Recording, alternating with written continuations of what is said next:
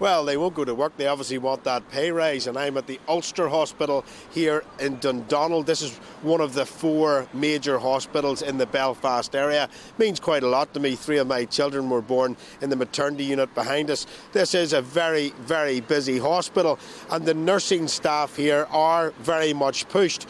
But there is a lot of controversy around non-contracted agency workers in Northern Ireland. That spend went from 23 million to 101 million just in a couple of years. That's about 72% of the agency budget spent there. That means that there is, of course, work there for those nurses, but they're spending it on agency workers that are far, far more expensive than staff, which means that there should be staff there. There are places for them. The working hours are there for them. So if they treated those nurses better, this is what the nursing RCN are saying, if they got better pay rises, better conditions, they would be able to fill that with regular staff, and the money that is there for agency would be able to put through it. Now, that of course was because the Northern Ireland Executive crashed back in 2016. Michelle O'Neill, of course, was the health secretary at that time in Northern Ireland.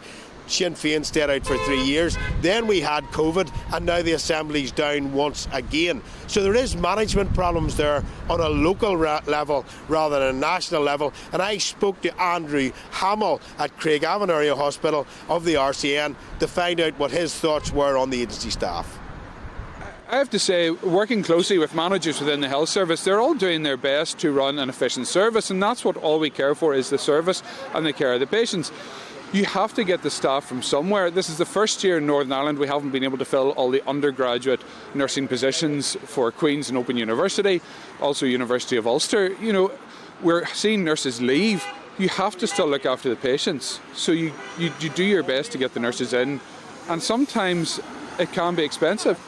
A pay rise for us would keep nurses in, get nurses coming in, and will stop us having to spend the money on agency.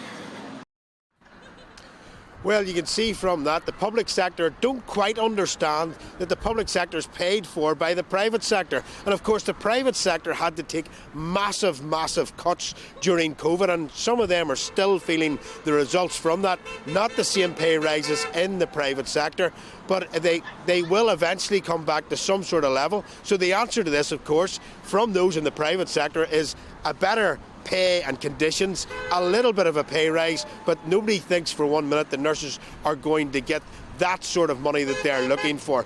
But you can hear now the picket lines here are just starting to fill behind me, because the night shift are coming off. They start the picket lines and then the day shift join them.